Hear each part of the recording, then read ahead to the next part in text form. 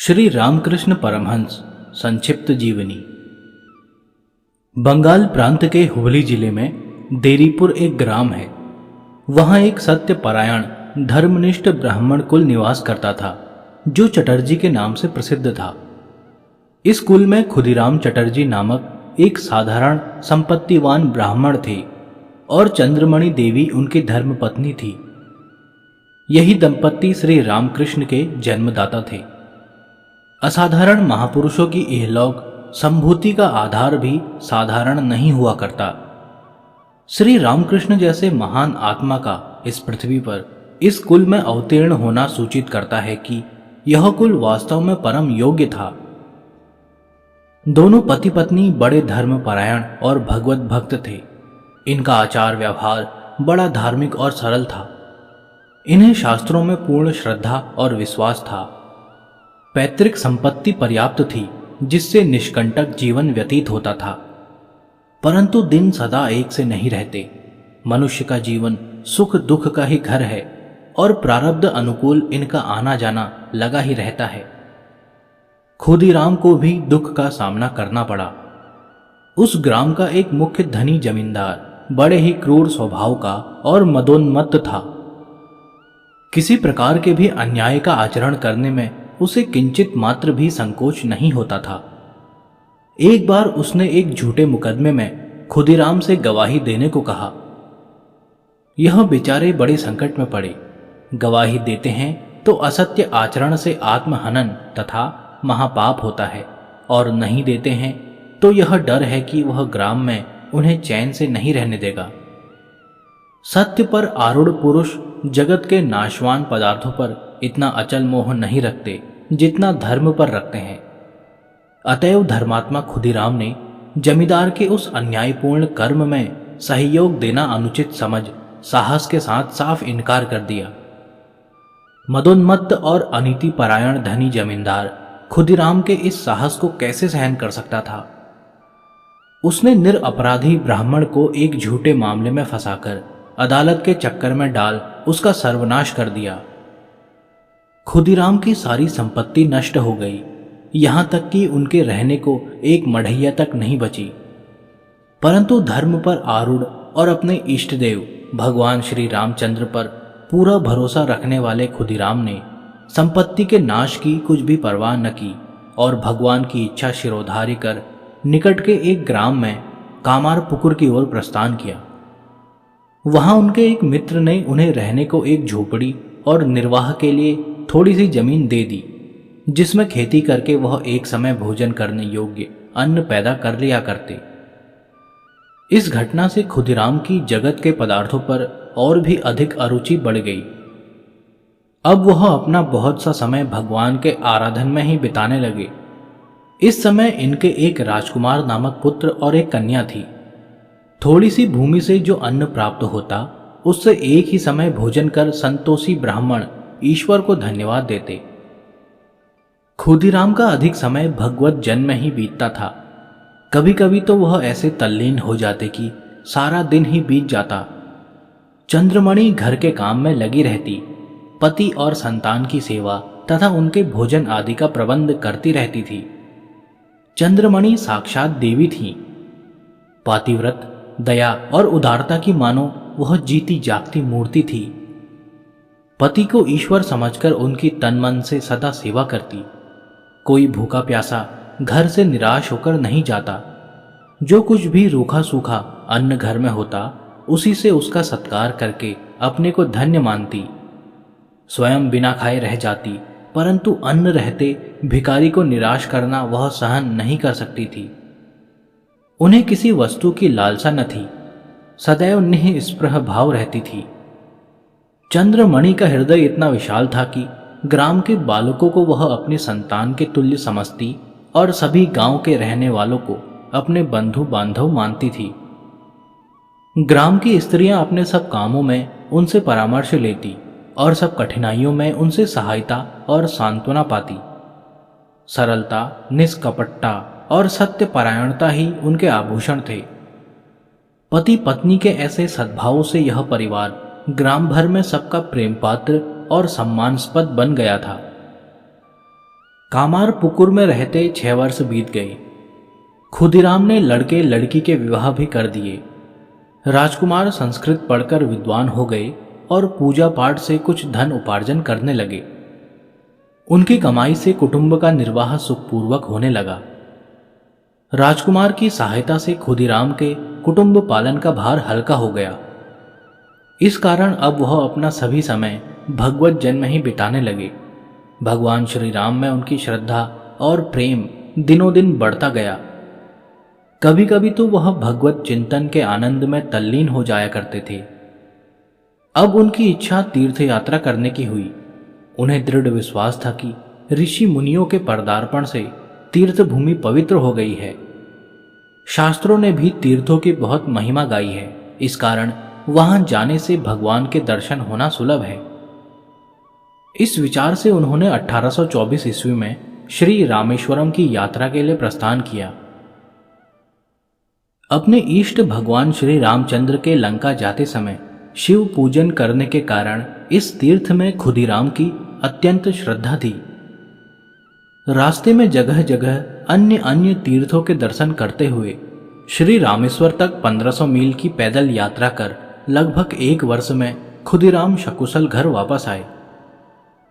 इस यात्रा के 1 वर्ष पीछे एक पुत्र पैदा हुआ जिसका नाम रामेश्वर रखा गया। 11 वर्ष पीछे उनकी इच्छा पितृ ऋण से मुक्त होने के लिए गया जाने की हुई। यद्यपि उनकी आयु अब 60 वर्ष के करीब हो गई थी, फिर भी उत्साहपूर्वक पैदल चलकर 200 मील की यात्रा करने के अभिप्राय से वह घर से चल पड़े। गया पहुंचकर उन्होंने महीने भर वहां रहकर शास्त्र विधि के अनुसार समस्त पितृकर्म पूरा किया। इससे उन्हें बड़ा आनंद और संतोष हुआ। पितरों को तृप्त करने से उन्होंने अपने जीवन को सार्थक समझा। जिन परमात्मा की कृपा से यह शुभ कर्म संपन्न हुआ, उनको वह बार बार धन्यवाद देने लगे।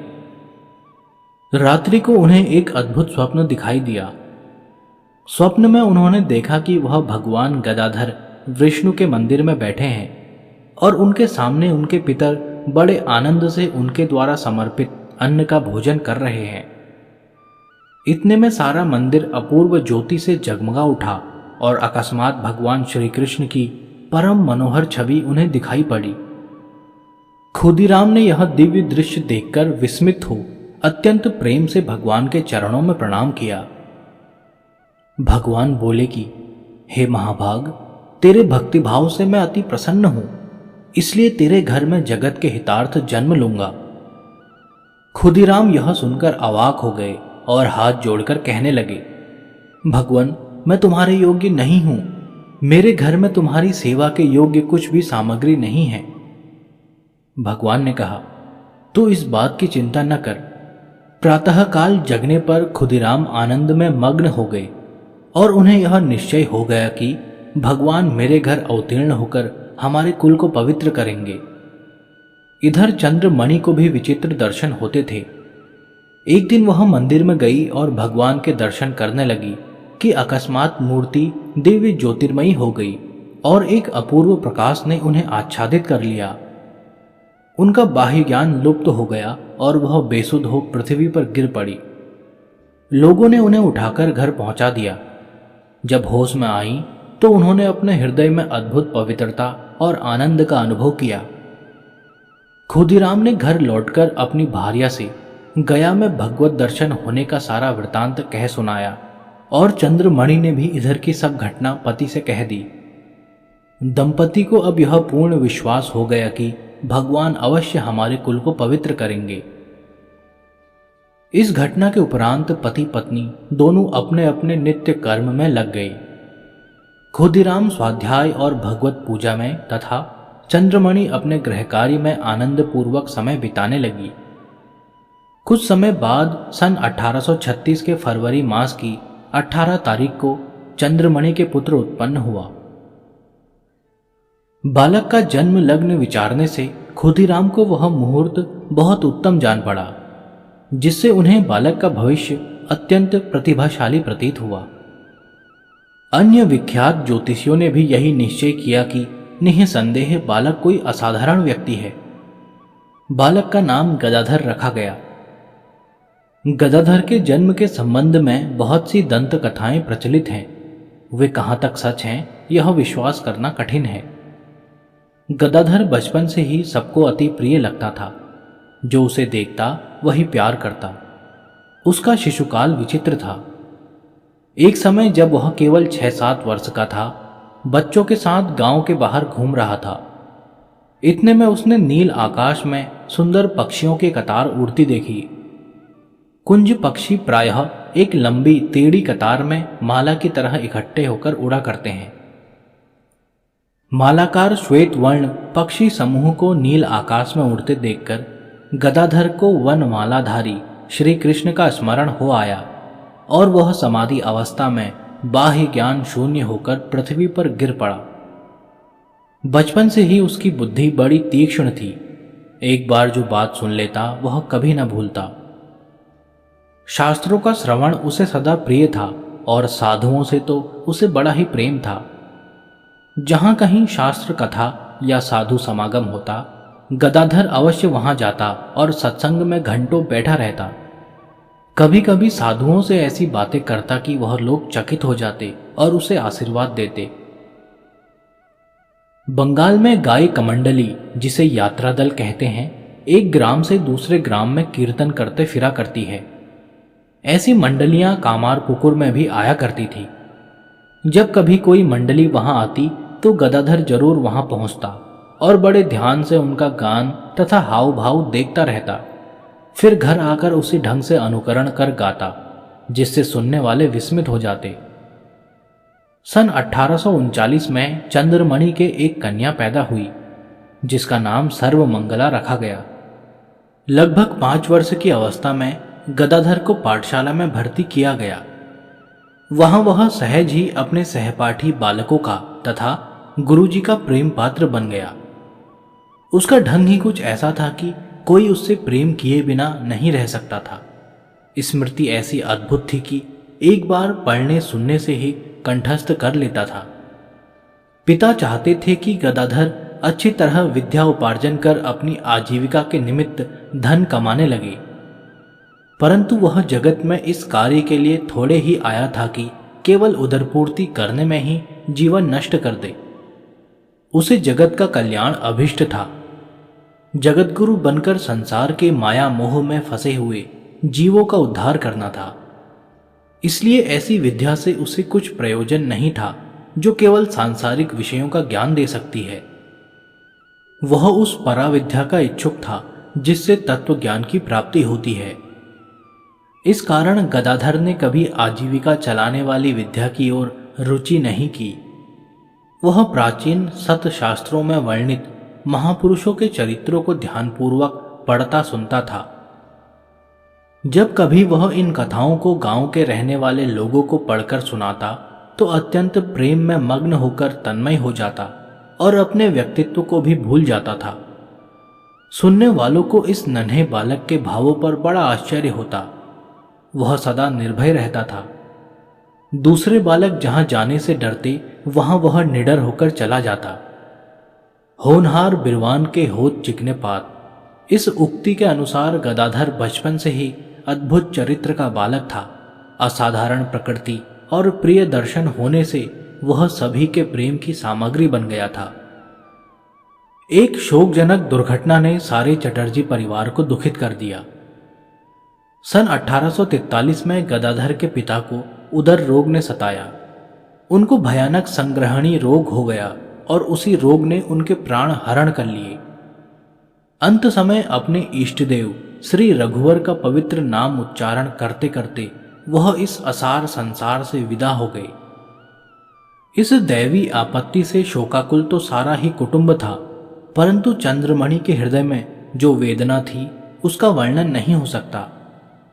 हिंदू महिला के लिए एक पति ही सर्वस्व है, वही इष्ट देव है, वही जीवन आधार है। हिंदू स्त्री बिना पति के अपने शरीर को जीवित ही नहीं समझती। चंद्रमणि ने समस्त सुखों को और वस्त्र आभूषणों को, जो कुछ थोड़े बहुत उनके पास थे, तिलांजलि दे दी और वह निरंतर भगवत स्मरण में अपना शेष जीवन बिताने लगी। वह यही बाट देखती रही कि शरीर छूटे तो प्रियतम से मिलन हो। खुदीराम के स्वर्गवास होने से अब कुटुंब पालन का सारा भार राजकुमार के सिर आ पड़ा। विधवा माता की सेवा और भाइयों को पढ़ा लिखाकर योग्य बनाना उन्हीं पर निर्भर करता था। गदाधर के चित्त में भी पिता के देहांत से बड़ा शोक हुआ। वह कुछ अनमना सा रहने लगा और प्रायः शमशान में या कहीं एकांत स्थान में जाकर ध्यान करने लगा। माता को शोकाकुल देखकर अब वह बहुत समय उनके पास ही रहा करता था। इससे चंद्रमणि को बहुत धैर्य और संतोष मिलता था। गदाधर की आयु अब 9 वर्ष की हो गई, इसलिए राजकुमार ने उसके उपनयन संस्कार के लिए प्रबंध करना शुरू किया। क्योंकि ब्राह्मण बालक के लिए इस आयु में यज्ञोपवीत संस्कार होना शास्त्रों के आदेश अनुसार परम आवश्यक है। मित्रों की सहायता से योग्य प्रबंध हो गया।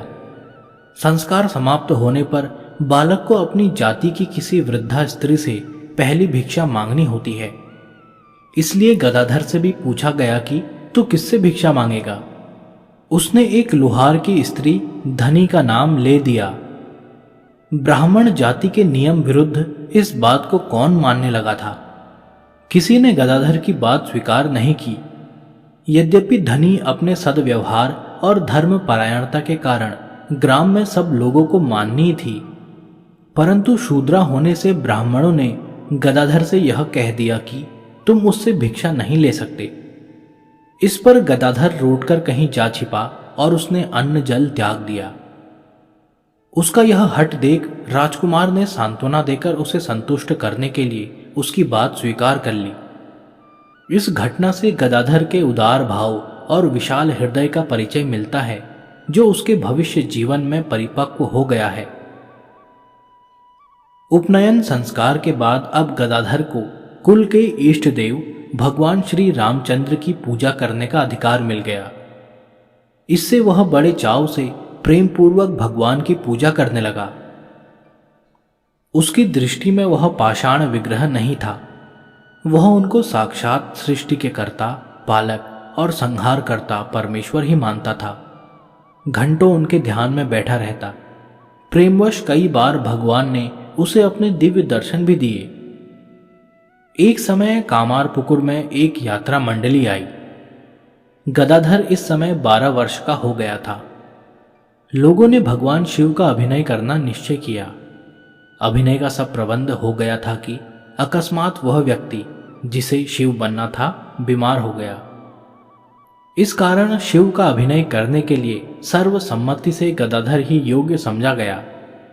उसको शिव रूप में सजाया गया। सिर पर जटाजूट, अंग में विभूति, हाथ में त्रिशूल, कमर में कौपीन आदि धारण कर शिव के वेश में जब वह मंच पर आया तो लोग उसे देखकर स्तंभित हो गए। सबको वह साक्षात महादेव ही जचने लगा। गदाधर जब शिवरूप बनकर मंच पर खड़ा हुआ तब उसके हृदय में शिव का अभिनिवेश हो गया। उसकी आंखों से अश्रुधारा बहने लगी और समाधि अवस्था में अचेत होकर वह मंच पर गिर पड़ा। लोगों को यह देखकर बड़ा आश्चर्य हुआ और उन्होंने उसे घर पहुंचा दिया। गदाधर की इस प्रकार की भावावस्था बचपन से ही हो जाया करती थी, जो आगे चलकर उसकी युवा और वृद्धावस्था में क्रमशः प्रबल होती गई। पहले तो उसकी मां और स्वजनों को इस भावावेश से चिंता होती थी, परंतु जब इससे गदाधर के शरीर में कोई हानि प्रतीत नहीं हुई तब क्रमशः उनकी चिंता जाती रही। किसी भी देवता का आराधन करते या भजन सुनते ही उसकी बाह्य चैतन्यता जाती रहती और वह तुरंत ही अंतर्मुख हो जाया करता। लोगों के पूछने पर कहता कि समस्त देवताओं के आकार के पीछे एक अखंड परमेश्वर विद्यमान है और उसी सत्य रूप का मुझे दर्शन होता है। गदाधर को जब कभी मौका मिलता अपने मित्रों को साथ लेकर किसी आम के बगीचे में जाकर रामायण या महाभारत के किसी भाग का खेल खेलता और भजन संकीर्तन किया करता। भगवान श्री कृष्ण और श्रीमती राधा की लीला का अभिनय उसको सबसे अधिक प्रिय था। जब वह स्वयं श्री कृष्ण बनकर गान करता या राधा का भाग लेता तो तुरंत ही भाव में अंतर्मुख हो बाह्य ज्ञान शून्य हो जाया करता। इस प्रकार उसका चित्त ज्यों ज्यों भगवान के अनंत लीला चिंतन में आसक्त होता गया, त्यों ही त्यों पढ़ने लिखने में उसकी रुचि कम होती गई। उसके भाई रामेश्वर का विवाह हो चुका था और वह बड़ी कठिनाई से अपना निर्वाह करते थे। सर्वमंगला भी ब्याही जा चुकी थी। इधर राजकुमार की आजीविका भी कम हो गई थी। चंद्रमणि को फिर कष्ट का सामना करना पड़ा। पुत्र वधू के घर रहने पर वह गृहकार्य की चिंता से मुक्त हो गई थी, परंतु उसकी मृत्यु से अब घर का सारा भार फिर उन्हीं पर आ पड़ा। इन दुर्घटनाओं से गदाधर के चित्त में संसार की असारता का भान होने लगा। पठन पाठन तो अब केवल नाम मात्र ही रह गया था। वह अपना अधिक समय भगवत चिंतन में ही व्यतीत करने लगा। इसके बाद राजकुमार आजीविका के निमित्त कलकत्ते चले गए और वहां संस्कृत पाठशाला स्थापित कर कुछ धन उपार्जन करने लगे। इधर कामार पुकुर में रहकर गदाधर मां के गृहकार्य में सहायता देता और माता तथा ग्राम की स्त्रियों को, जो गदाधर को बहुत प्यार करती थी और प्रतिदिन संध्या समय चंद्रमणि के घर आया करती थी, भजन सुना सुनाकर आह्लादित किया करता था। गदाधर को श्री राधा कृष्ण के अद्भुत प्रेम और माधुर्य का भाव बड़ा रुचिकर था। अब वह इसी भाव में निमग्न रहने लगा। समय समय पर गोपी भाव में प्रेम निमग्न हो जाया करता था। कभी कभी गोपी वेश धारण कर गागर सिर पर रखकर तालाब में जल भरने जाता और कभी राधा का भाव लेकर श्री कृष्ण विरह में हृदय हिलाने वाला गान गाता, जिससे सुनने वालों का हृदय करुणा से भर जाता था। अब उसकी रुचि पढ़ने से बिल्कुल उठ गई और उसने पाठशाला जाना छोड़ दिया। राजकुमार कलकत्ते में विद्यार्थियों को पढ़ाकर और एक देवालय में पूजा कार्य कर जो कुछ कमाते, उसी से कुटुंब का निर्वाह हो जाता था। एक बार जब राजकुमार माता से मिलने कामार पुकुर आए तो उन्होंने गदाधर को पढ़ना छोड़कर बेकार फिरते देखा, इसलिए वह उसे कलकत्ता ले गए। उन्होंने विचार किया कि वहां यह अच्छी तरह संस्कृत भी पढ़ लेगा और साथ ही पाठशाला के कार्य में भी सहायता मिलेगी। गदाधर भाई के साथ कलकत्ते आ गया और उन्हीं के पास रहने लगा। एक दिन वह पाठशाला के बरामदे में बैठा था। इतने में एक विद्यार्थी हाथ में कुछ पैसे और फल लेकर आया। गदाधर के पूछने पर उसने कहा कि पड़ोस के एक परिवार में पूजन कराने से उसे यह दक्षिणा मिली है। गदाधर ने कहा, बस इतने वर्ष विद्या अध्ययन का यही फल है। इतना कहकर गदाधर ने पुस्तक रख दी। इसी समय से विद्या उपार्जन से उसका मन बिल्कुल हट गया। विद्यार्थियों को पढ़ाकर और लोगों के घरों में पूजा कार्य करके भी कलकत्ते में राजकुमार की आमदनी पर्याप्त नहीं थी।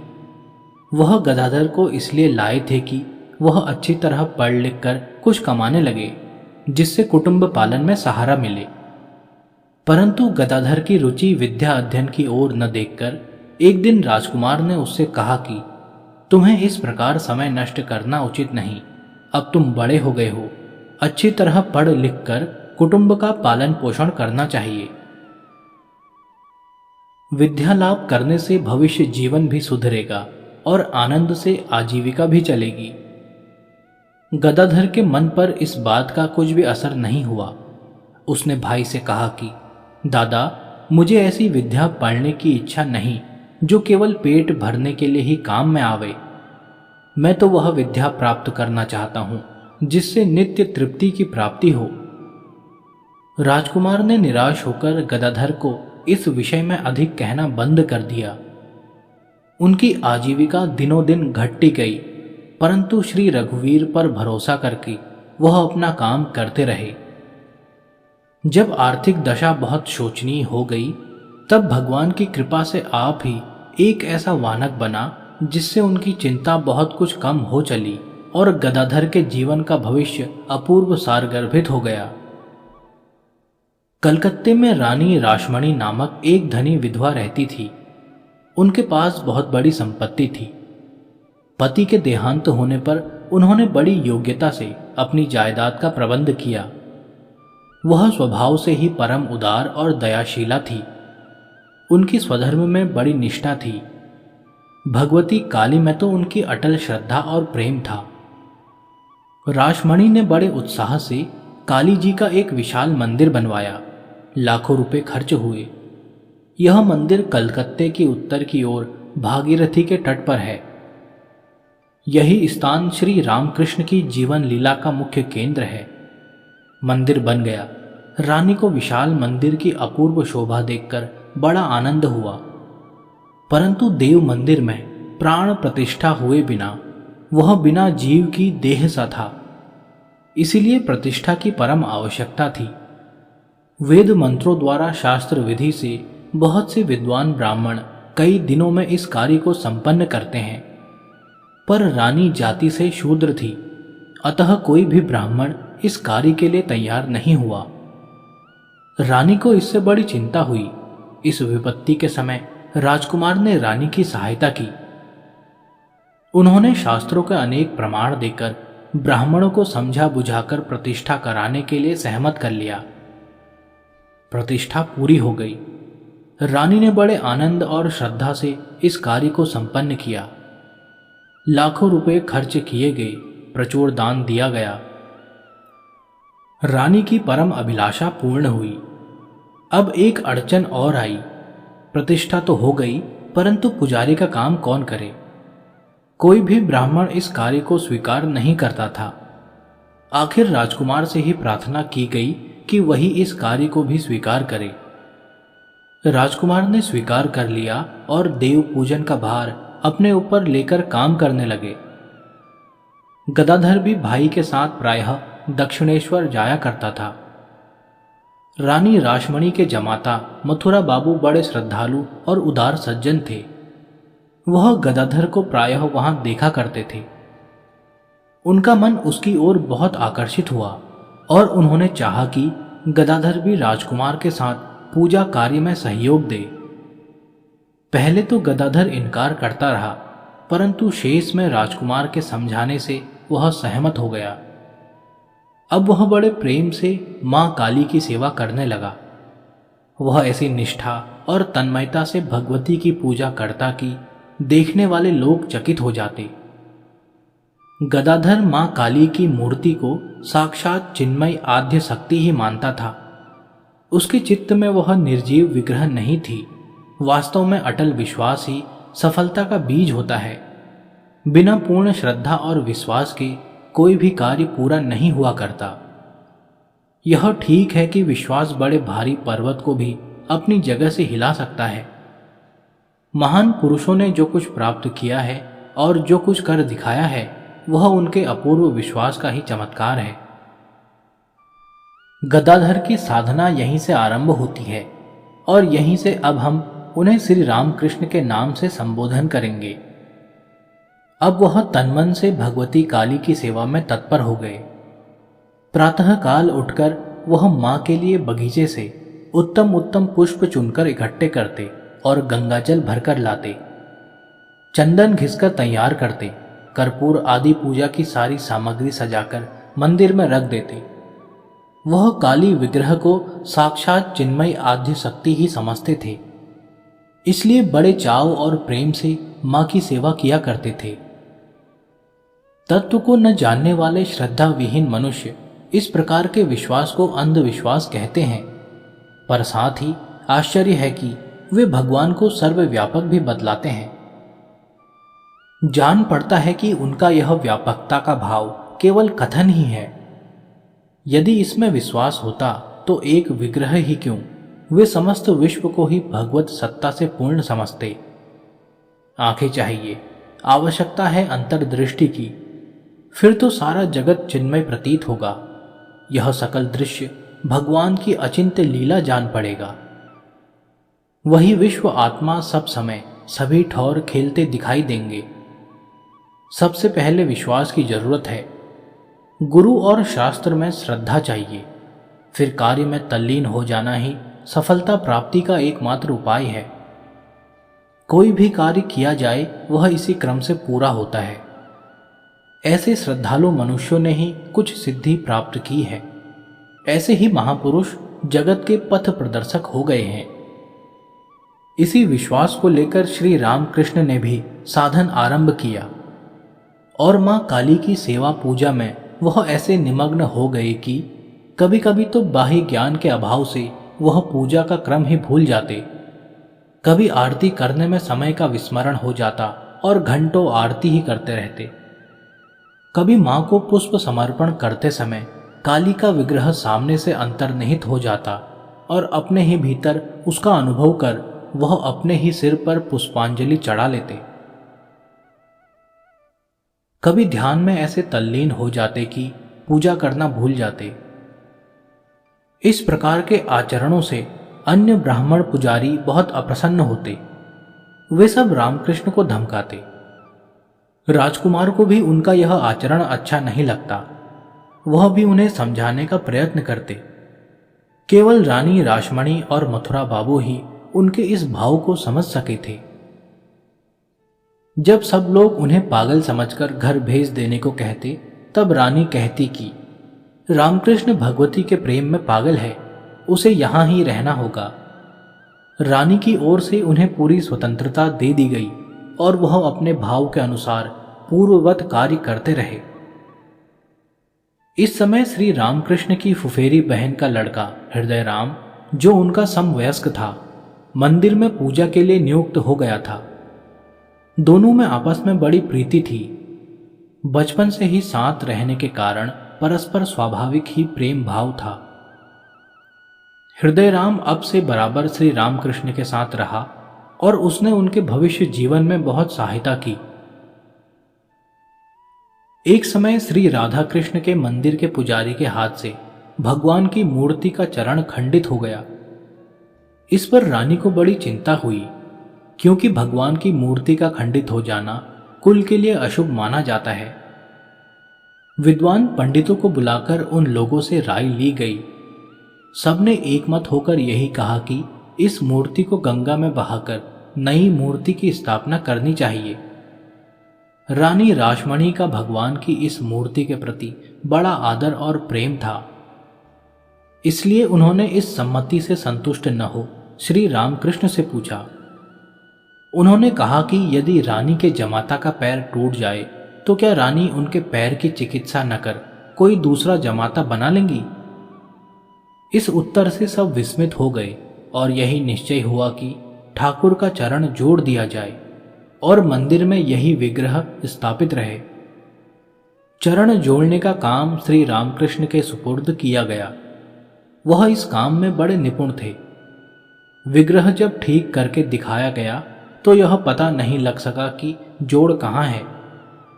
अब से श्री राधा कृष्ण की पूजा का कार्य श्री रामकृष्ण को ही सौंपा गया और हृदय राम को राजकुमार की सहायता का भार दिया गया।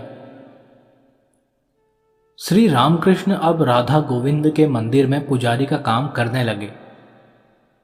अन्य ब्राह्मणों की भांति जाति का अभिमान उन्हें छू तक न गया था, इसीलिए प्रचलित जाति व्यवस्था के विरुद्ध वह शूद्र के देवालय में भगवत सेवा के कार्य में लग गए।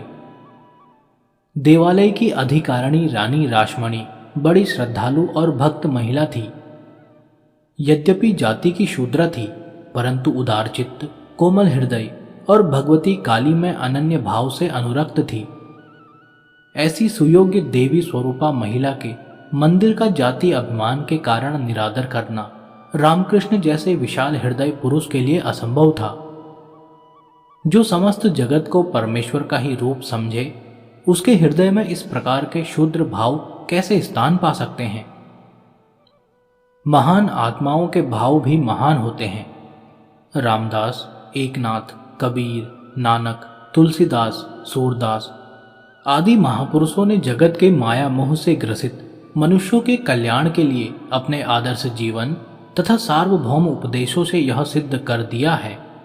जो लोग जाति अभिमान के नशे में मतवाले होकर दूसरी जाति के लोगों को घृणा दृष्टि से देखते हैं, वे वास्तव में धर्म के तत्व से अनभिज्ञ हैं। घृणा, द्वेष और अभिमान जीव के महान शत्रु हैं। ये मनुष्य को परमार्थ साधन में अग्रसर होने ही नहीं देते। जिन महानुभावों के हृदय से इन दुष्ट भावों का सर्वथा बहिष्कार हो चुका है, वे ही सत्य धर्म के अधिकारी कहे जा सकते हैं। जाति व्यवस्था समाज को नियमबद्ध रखने तथा परस्पर शांति स्थापन करने के अभिप्राय से ही निश्चित की गई थी। व्यक्तिगत आध्यात्मिक उन्नति से इसका क्या संबंध? अपने आत्मा को बंधन मुक्त करने के साधनों पर मनुष्य मात्र का समान अधिकार है। ब्राह्मण हो या शूद्र, क्षत्रिय हो या वैश्य, धर्मपरायण वही कहा जा सकता है जो उदार हो, प्राणी मात्र से आत्मवत प्रीति रखता हो, अणु अणु में भगवान का रूप, भगवान की सत्ता समझकर सबका आदर करता हो। हमारे चरित्र नायक श्री रामकृष्ण के निर्मल हृदय में जाति अभिमान के ये संकुचित भाव कैसे रह सकते थे? वह तो विश्व भर को विश्व भर का ही स्वरूप मानते थे। इसी उदारता के कारण श्री रामकृष्ण को रानी के मंदिर में पूजा कार्य करने में जरा सा भी संकोच नहीं हुआ। वह भगवान की पूजा मन लगाकर भक्ति भाव से करने लगे। महापुरुषों में यही विशेषता होती है कि वे जो भगवत कार्य प्रारंभ कर देते हैं उसमें तल्लीन हो जाते हैं। वास्तव में बिना एकाग्रता के कोई भी कार्य सफल नहीं हुआ करता। मनोवृत्तियों के बिखरे रहने से सभी काम अधूरे रह जाते हैं। श्री रामकृष्ण राधा गोविंद की प्रतिमा में साक्षात चिन्मयी सर्वव्यापक परमात्मा की ही भावना करते थे। वह ध्यान की मग्नता में बहिर्ज्ञान शून्य घंटों निश्चेष्ट बैठे रहते। इस अवस्था में वह अपूर्व ज्योति का दर्शन करते। अपने चारों ओर देदीप्यमान प्रकाश के फैल जाने से नानात्व के तिरोभाव का अनुभव करते। जो लोग भगवान के दर्शन करने मंदिर में आते, वे श्री रामकृष्ण के चेहरे पर चमकते हुए अद्भुत प्रकाश और उनकी ध्यानमग्न अवस्था को देखकर चकित हो जाते। रामकुमार को रामकृष्ण के कार्य से बड़ा संतोष था। वह समझने लगे कि अब रामकृष्ण देवार्चन का कार्य भली भांति करने लगेगा और उन्हें गृहस्थी का प्रबंध करने के लिए कुछ अवकाश मिल जाएगा। वृद्धावस्था के कारण उनका शरीर भी शिथिल होता जा रहा था, इसलिए वह चाहते थे कि रामकृष्ण को काली मंदिर की पूजा का भार सौंप दें। परंतु बिना दीक्षित हुए यह कार्य करना शास्त्र विरुद्ध है। इसलिए उन्होंने एक भक्तिमान दक्ष ब्राह्मण से रामकृष्ण को दीक्षित करा दिया। अब वह रामकृष्ण को कभी कभी भगवती की पूजा में नियुक्त कर दिया करते और स्वयं राधा गोविंद की पूजा करने लगते। मथुरा बाबू रामकृष्ण के पूजा कार्य से बड़े प्रसन्न थे। जब राजकुमार की इच्छा घर जाने की हुई तो उन्होंने रामकृष्ण को अपनी जगह नियुक्त कर दिया। हृदय भी उनका बड़ा सहायक रहता था। घर चले जाने के बाद राजकुमार का देहांत हो गया। इस दुर्घटना से रामकृष्ण को अत्यंत दुख हुआ, क्योंकि पिता के देहावसान के उपरांत वह अपने ज्येष्ठ भ्राता को ही पिता तुल्य समझकर उनमें बड़ा प्रेम और आदर भाव रखते थे। अब उनके चित्त पर जगत के क्षणभंगुर होने का भाव दृढ़ता से अंकित हो गया। इसलिए वह उस अजर अमर वस्तु की खोज में दिन रात लीन रहने लगे, जो अपरिवर्तनशील, सदा एकरस और आनंदमय है। एकाग्र चित्त हो भगवती की सेवा में ही अब वह अपना सारा समय व्यतीत करने लगे। दीक्षित होने के बाद भगवती काली ही उनकी इष्ट देवी हो गई। वह काली विग्रह को निर्जीव पाषाण मूर्ति नहीं मानते थे। उनके विचार में वह साक्षात जगदात्री मां ही थी। वही जगत पालक, वही जगत विनाशक शक्ति थी। उसी के चरणों में उन्होंने अपना तन मन पूर्णतया अर्पण कर दिया था। छोटा बालक जिस प्रकार अनन्य भाव से मां से ही प्रेम करता है, उसी को एकमात्र आश्रय मानता है, दूसरों को जानता ही नहीं, उसी प्रकार रामकृष्ण के हृदय में अपनी मां काली के सिवा अन्य किसी के लिए स्थान नहीं था। संसारी मनुष्यों के समागम से उन्हें बड़ी विरक्ति हो गई और अपना समय एकांत स्थान में बिताना ही उन्हें प्रिय लगने लगा। वह निर्जन वन में अथवा शमशान भूमि में जाकर रात भर ध्यानमग्न रहा करते और जब सवेरे वहां से लौटते तो उनकी आंखें सूजी हुई देखकर लोगों को बड़ी ही चिंता और आश्चर्य होता। हृदय इसका कारण पूछता तो वह कुछ उत्तर न देते। उनके मौन से हृदय चिंतित होकर इस भेद की खोज में लग गया। वह उनसे बड़ा प्रेम करता था, सदैव उनकी देखभाल किया करता था। रामकृष्ण को खाने पीने की भी सुध न थी। उस पर सारी रात बिना सोए बाहर रहने से उनके स्वास्थ्य का बिगड़ जाना अवश्यंभावी था। इसलिए स्वास्थ्य बाधक रहस्य का पता लगाने के विचार से एक रात को वह चुपचाप उनके पीछे हो लिया। आगे जाकर जब देखा कि वह घने जंगल में घुस रहे हैं तो उसका साहस उस विकट जंगल में घुसने का न हुआ। वह पीछे ही ठहर गया और पत्थर फेंकने लगा, जिससे रामकृष्ण डरकर बाहर निकल आवे। परंतु उन्हें कुछ भी भय न लगा। वह रात भर वहीं रहे। प्रातःकाल जब लौटे तो हृदय ने उनसे पूछा कि सारी रात जंगल में क्या करते थे। उन्होंने कहा कि वहां एक आंवले का वृक्ष है, उसी के नीचे बैठकर ध्यान किया करता हूं। वहां ध्यान खूब जमता है। उसने उनसे बहुत कुछ निवेदन किया कि आप वहां जाना छोड़ दें, यहां मंदिर में ही बैठकर ध्यान किया करें। परंतु वह किसी की क्यों मानने लगे। नित्य अपनी धुन में मस्त रात भर वहां पड़े रहते। हृदय ने जब समझा कि वह किसी प्रकार मानते ही नहीं, तो हृदय स्वयं एक रात को अत्यंत साहसपूर्वक जंगल में घुस गया। वह क्या देखता है कि रामकृष्ण आंवले के पेड़ तले सारे कपड़े उतारकर बिल्कुल नंगे ध्यानमग्न बैठे हुए हैं। उसने उस समय उनसे पूछा कि चचा, यह क्या अवस्था है, इस तरह जनेऊ और कपड़े उतारे क्यों बैठे हो। परंतु वह ध्यान में ऐसे तल्लीन थे कि उन्हें कुछ भी सुन न पड़ा। कुछ देर पीछे जब उन्हें चेत हुआ तो हृदय ने फिर वही प्रश्न किया। तब वह बोले कि परमात्मा का चिंतन समस्त बंधनों को छोड़कर ही करना चाहिए। जन्म काल से 8 प्रकार के बंधन जीव को जकड़े हुए हैं। घृणा, लज्जा, कुठाभिमान, विद्याभिमान, जात्यभिमान, भय, ख्याति और अहंकार। मैं प्रतिष्ठित घराने का हूं, ब्राह्मण हूं, सब वर्णों से ऊंचा हूं। मां का आराधन करने के लिए इन सब कुभावों का परित्याग कर देना उचित है। ध्यान के बाद मैं फिर कपड़े पहन लूंगा। यह सुनकर हृदय चुपचाप वापस चला गया। सच्चे जिज्ञासु और मुमुक्षु के हृदय में जब इस भाव के साथ भगवत प्राप्ति की उत्कट इच्छा पैदा होती है, तभी उस परात्पर सर्व अंतर्यामी प्रभु के दर्शन होते हैं, अन्यथा नहीं।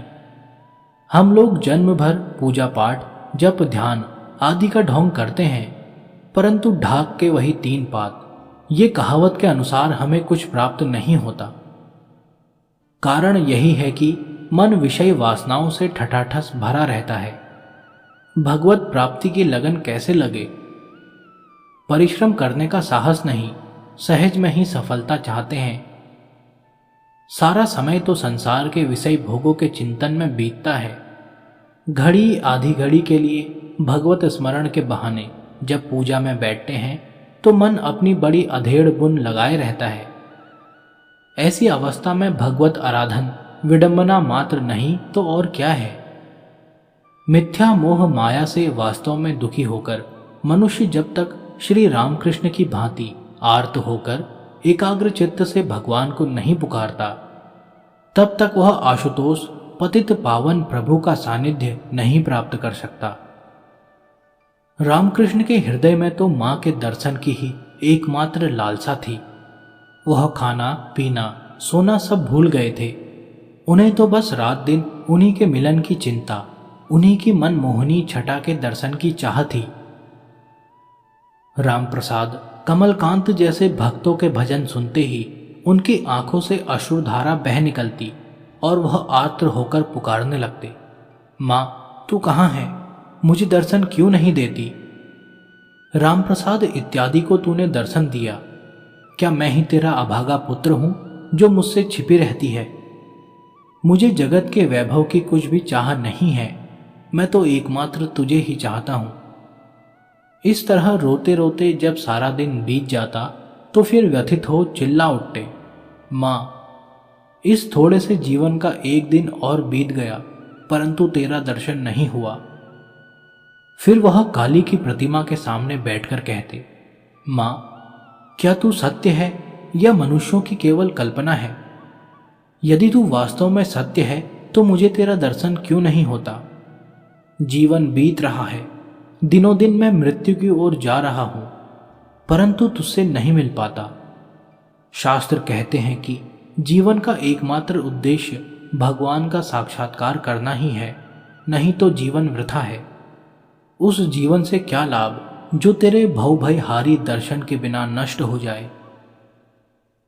ऐसे विचारों के निरंतर प्रवाह से उनके मन में विरह अग्नि प्रचंड हो उठती थी। वह बेचैन और पागल से होकर महान मनोवेदना का अनुभव करते थे।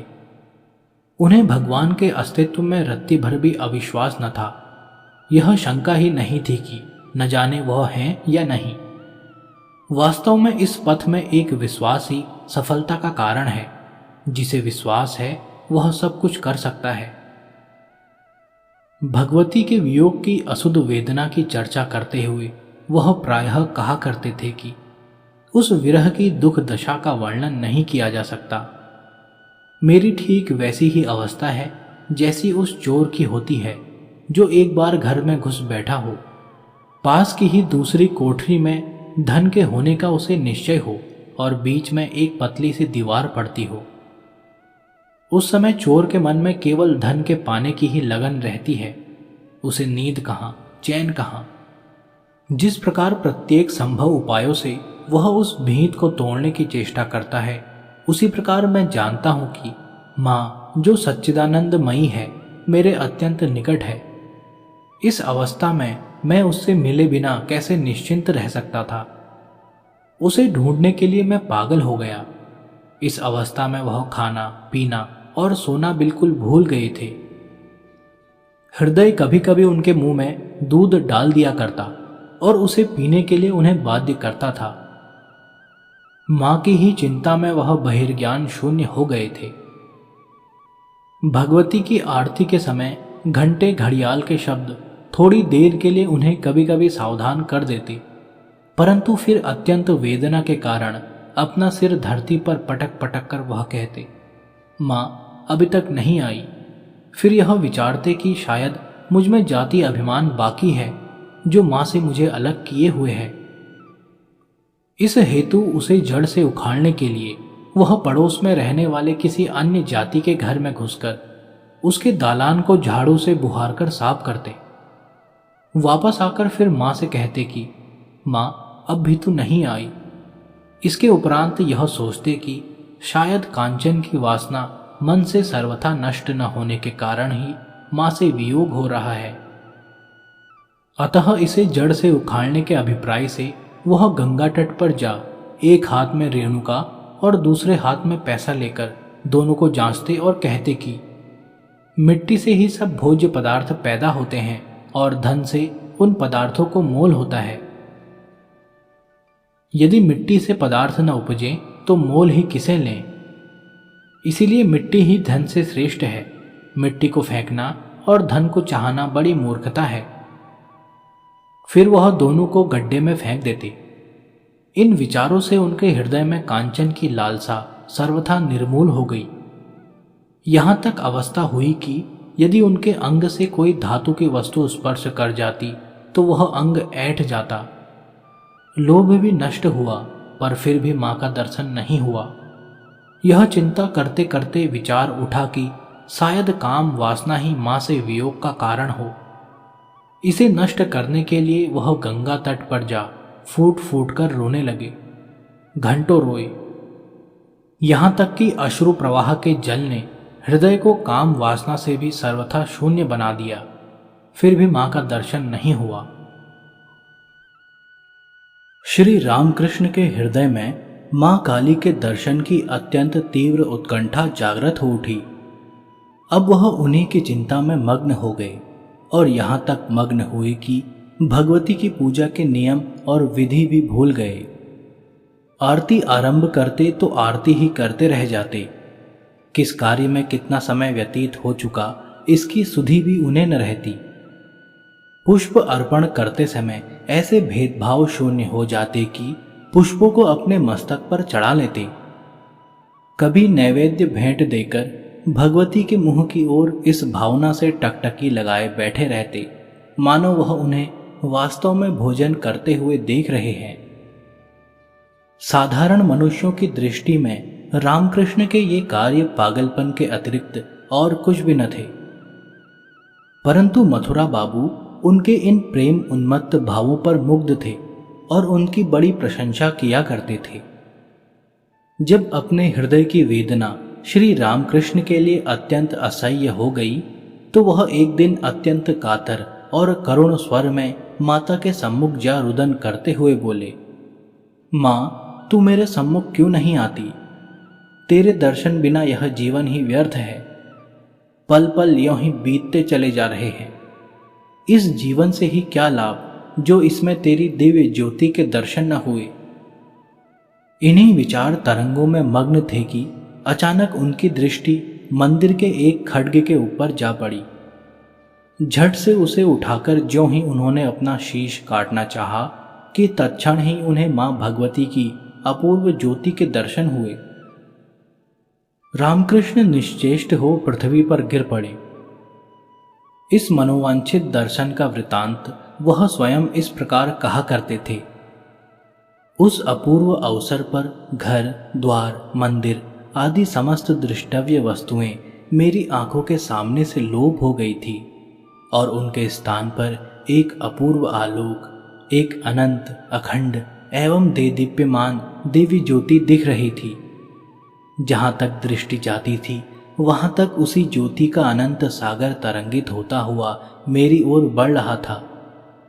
देखते देखते उस ज्योति ने मुझे आच्छादित कर मानो अपने में लीन कर लिया और मैं मूर्छित होकर गिर पड़ा।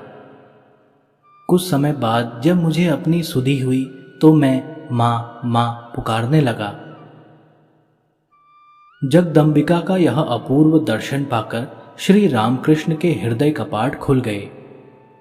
जगत के समस्त जीव जंतु उन्हें कठपुतली सरीखे प्रतीत होने लगे। उनकी दृष्टि में सत्य वस्तु यदि कोई थी तो वही जगदम्बिका थी। इस दिव्य दर्शन के बाद से वह एक अबोध शिशु से बन गए। जैसे बालक केवल अपनी माता ही में ममता रखता है, उसी से वार्तालाप करके संतुष्ट होता है, जगत की किसी वस्तु को वह माँ के समान प्रिय नहीं समझता। बस ठीक यही अवस्था, यही मनोभावना माँ काली के प्रति श्री रामकृष्ण की हो गई। माँ काली के अतिरिक्त शेष समस्त जगत उन्हें तुच्छ दिखाई देने लगा।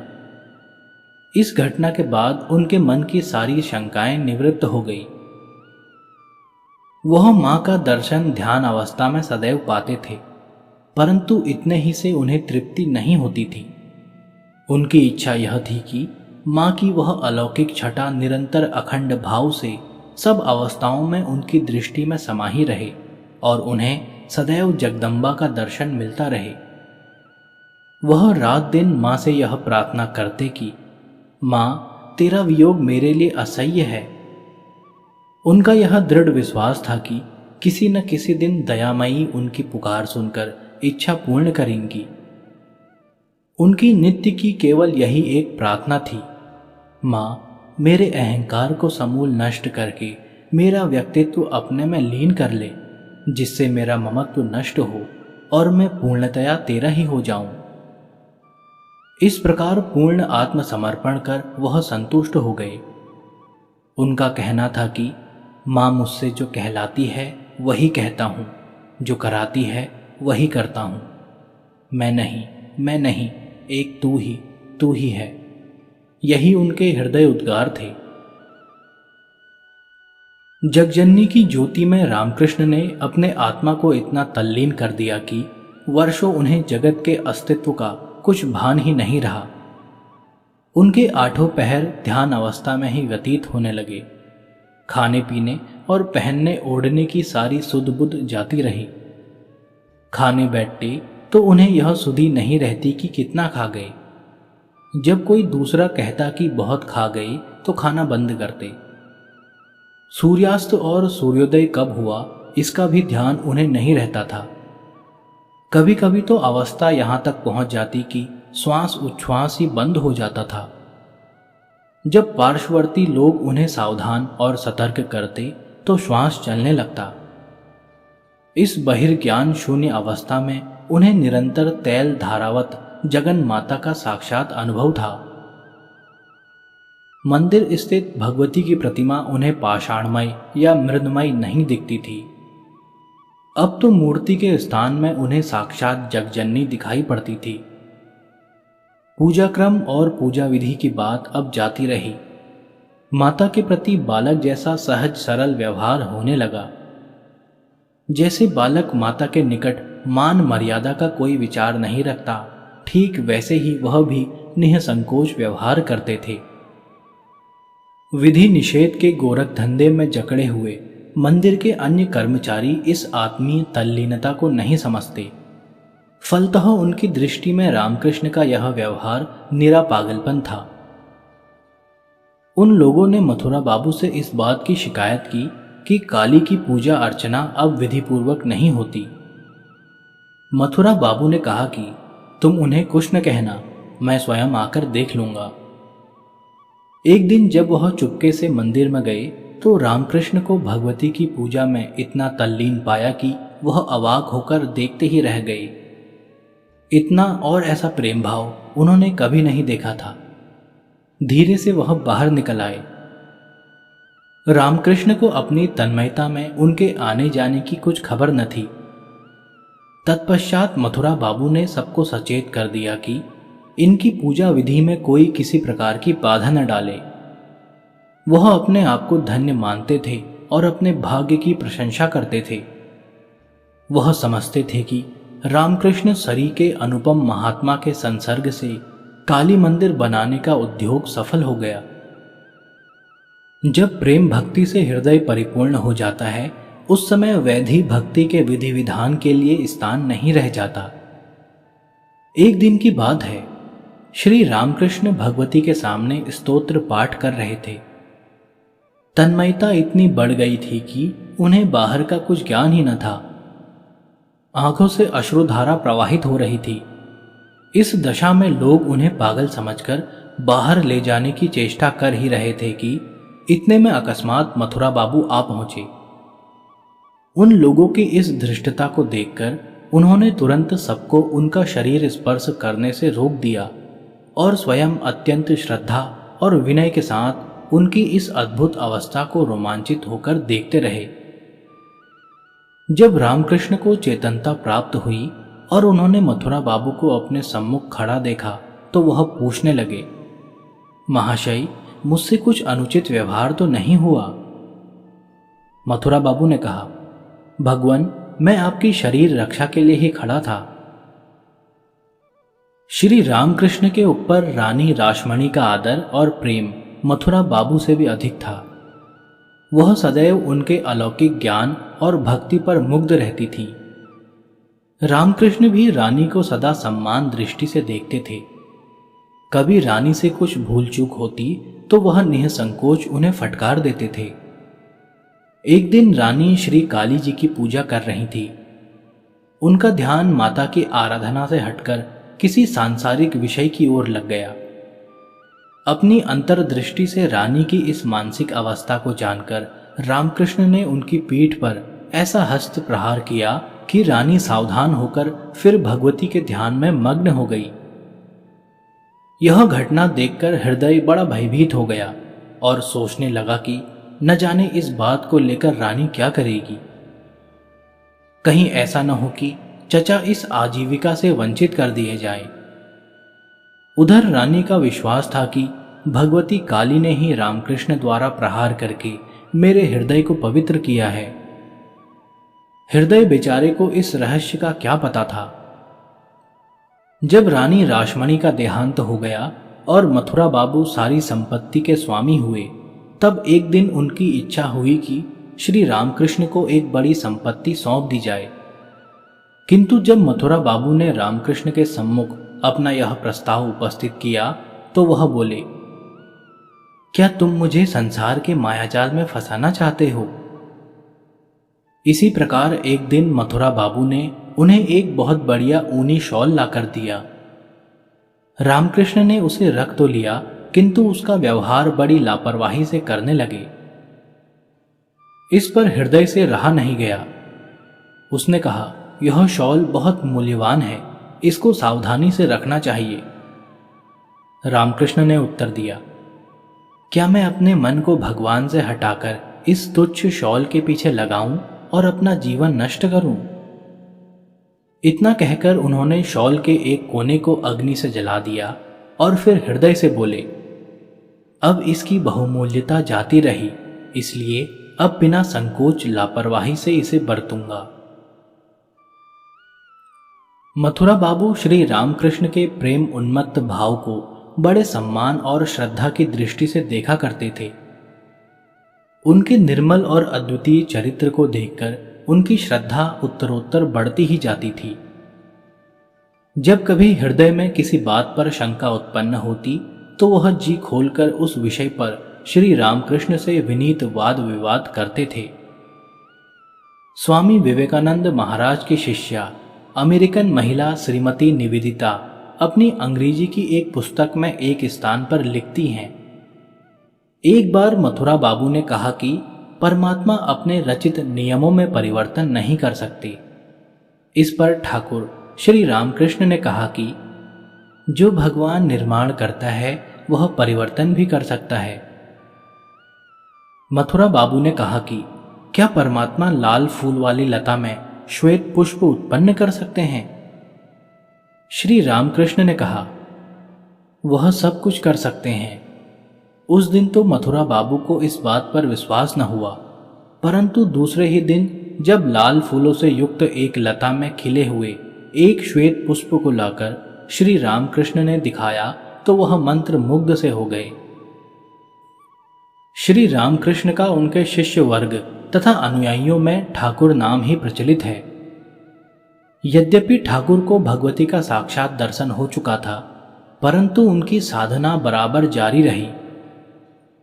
उनका उद्देश्य विश्व आत्मा भगवान के विविध स्वरूपों को स्वयं अनुभव करने का था। सार्वभौम धर्म का स्पष्ट समन्वय कर देना ही ठाकुर के जीवन का सारगर्भित महत्व था। प्रत्येक मुख्य धर्म का गूढ़ तत्व समझने के लिए उन्होंने कई प्रकार की साधनाओं का साधन किया और उनमें उन्हें सफलता भी प्राप्त हुई। वह निश्चित रूप से यह जान गए कि यद्यपि धर्मपथ अनेक हैं, किंतु लक्ष्य सबका एक ही है। भगवान श्री कृष्ण के ये शब्द हैं, जिस साधक को जो मार्ग प्रिय है वही उसके लिए उपयुक्त है। एकमात्र अपने ही धर्म को सर्वोत्तम समझकर दूसरे धर्म तथा उनके अनुयायियों से घृणा करना धार्मिकता नहीं, प्रत्युत हठ धर्मी है। उदारता नहीं, किंतु संकुचित हृदय के क्षुद्र भाव हैं। ठाकुर ने सर्वप्रथम हिंदू धर्म के पंचदा भक्ति, शांत, दास्य, सख्य, वात्सल्य और माधुर्य भावों की साधना उन्हीं की रीति नियम अनुसार पृथक पृथक की और उनकी सत्यता का अनुभव एवं उनका रसास्वादन किया। दास भाव की साधना में महावीर हनुमान जी को उन्होंने अपना आदर्श बनाया। यही कारण था कि उन्होंने भगवान श्री रामचंद्र की सेवा करने के अभिप्राय से अपना चरित्र हनुमान जी के ढंग पर बनाकर भगवान का साक्षात दर्शन किया। उनका सारा व्यवहार ही हनुमान जी के समान हो गया। वही फल मूल का आहार और वैसे ही उन्होंने वृक्षों पर अपना निवास स्थान बना डाला। वह कभी इधर उधर कूदते फादते, कभी कपड़े की एक पूंछ बना लेते। इस प्रकार समस्त व्यवहार वानर का सा बनाकर रघुवीर रघुवीर पुकारा करते थे। इस अनन्य भक्ति के कारण उन्हें जगन्माता जानकी के साक्षात दर्शन हुए। जागृत अवस्था में ही खुली आंखों के सामने उन्हें एक अपूर्व ज्योतिर्मयी देवी के दर्शन हुए। यह जानकर कि जगजननी ही सीता रूप में प्रकट हुई हैं, प्रेम से विह्वल हो जैसे ही उनके चरणों में दंडवत करने को नतमस्तक हुए कि वह ज्योति उन्हीं के शरीर में लीन हो गई। वह अचेत होकर पृथ्वी पर गिर पड़े। सच्चे और अनन्य मन से जो जिस भाव से भगवान की आराधना करता है उसी से उसे सफलता मिलती है। किसी कार्य में जब तक अपने समस्त जीवन को सर्वांश में समर्पण नहीं किया जाता तब तक सफलता की आशा करना दुराशा मात्र है। महान पुरुषों की महत्ता और उनकी सफलता का रहस्य इसी बात में है कि वे अपने कार्यों के समारंभ में एकाग्रता और तन्मयता को प्रधान स्थान देते हैं। इस प्रकार श्री रामकृष्ण ने पंचधा भक्ति के प्रत्येक रस का उन्हीं की रीति और भावों से अनुभव किया। सन 1855 से 1858 तक साधना का यह 4 वर्ष श्री रामकृष्ण के जीवन में बड़े ही महत्व का समय है। मथुरा बाबू को ठाकुर में अत्यधिक श्रद्धा और प्रेम हो गया था, यहां तक कि वह उन्हें गुरु मानने लगे थे। उग्र साधनाओं के निरंतर अभ्यास से ठाकुर का शरीर दुर्बल होता जा रहा था। अतएव मथुरा बाबू उनकी इस शारीरिक अवस्था को देखकर चिंतित रहते थे। वह समझते थे कि नैष्ठिक ब्रह्मचारी के कारण ही उनका शरीर क्षीण हो रहा है। अपने स्वभाव की सरलता और ठाकुर की हितकामना से प्रेरित होकर मथुरा बाबू ने उनके ब्रह्मचर्य को खंडित करना ही उपयुक्त समझा, परंतु प्रत्यक्ष कोई समुचित उपाय न देखकर वह बिना जताए ही ठाकुर को एक दिन एक वैश्या के घर ले गए। श्री रामकृष्ण को वहीं वैश्या के निकट छोड़कर मथुरा बाबू चुपके से दूसरे कमरे में जा बैठे। अपने आप को इस अवस्था में पाकर ठाकुर शिशुभाव से मां मां पुकारने लगे। इस अद्भुत भाव को देखकर उन युवती वैश्याओं के हृदय पर बड़ा विचित्र प्रभाव पड़ा। वे उनके चरणों पर गिरकर क्षमा की भिक्षा मांगने लगी। उनकी इन सब बातों को सुनकर मथुरा बाबू से अब न रहा गया।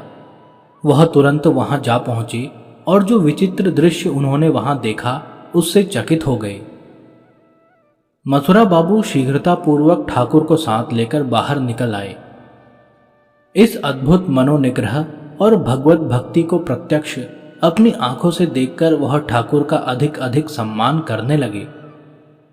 यथार्थ बात तो यह है कि जिसने भगवान की ही शरण ले ली है, जो अपना सर्वस्व उनके चरणों में समर्पित कर चुका है और जिसने उस पतित पावन प्रभु को ही अपना एकमात्र आधार बना लिया है, उस अनन्य भक्त को चिंता क्या है। सर्व आधार जगदीश्वर सदैव अपने सच्चे भक्तों की रक्षा करते हैं।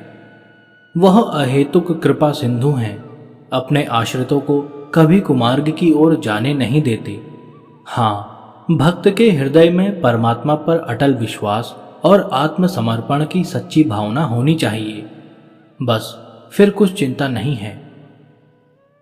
अनन्य भक्त सब कुछ जगत आत्मा को सौंपकर निर्द्वंद हो जाता है, उसे किंचित मात्र भी चिंता नहीं रह जाती। फारसी के एक कवि की सूक्ति है, हे भगवान, मैं तो अपना सर्वस्व तुझे सौंप चुका हूं, अब तू ही उसकी कमी पेशी का लेखा जोखा रख। उन्हीं दिनों ठाकुर के चचेरे भाई हलदर आजीविका के लिए दक्षिणेश्वर आए। वह वैष्णव थे, विद्वान थे, वेदांत आदि शास्त्रों को भली भांति समझते थे। मथुरा बाबू ने आग्रह करके उन्हें काली मंदिर का पुजारी नियुक्त तो कर दिया, किंतु हृदय में वैष्णव भाव विद्यमान रहने के कारण उन्हें शक्ति पूजा में आनंद नहीं आता था। फलतः कुछ दिनों बाद उन्हें राधा गोविंद के मंदिर का पूजा कार्य सौंपा गया। हलधर ने बहुतेरे शास्त्रियों की भांति कोरी विद्या ही पढ़ी थी। उन्हें शास्त्रों के सिद्धांत का कुछ भी अनुभव न था। वेदांत के सर्व खलविदम ब्रह्म इत्यादि मंत्रों को अपने जीवन में चरितार्थ करने का उन्होंने कभी प्रयत्न नहीं किया था। प्राचीन रूढ़ियों में फंसे रहने और संकुचित भावों में बंधे रहने के कारण वेदांत के उदार और गंभीर आशय हलधर के जीवन को उन्नत और परिष्कृत न बना सके थे। दक्षिणेश्वर में प्रतिदिन भूखे एवं दरिद्र भिक्षुओं को भोजन कराया जाता था। एक दिन की बात है, ठाकुर ने उन भिखारियों को नारायण रूप समझकर प्रीति पूर्वक उनका उच्छिष्ट भोजन कर लिया। इस पर हलदर बहुत क्रोधित हो उठे। वह रामकृष्ण से कहने लगे, तुम जाति से च्युत हो गए, अब तुम्हारी संतानों का विवाह आदि भी कोई न करेगा। ठाकुर ने कुछ तीखे स्वर से कहा, दुष्ट, तू सर्वदा ब्रह्म सत्यम जगत मिथ्या की रट लगाए रहता है, दूसरों को भी यही उपदेश दिया करता है।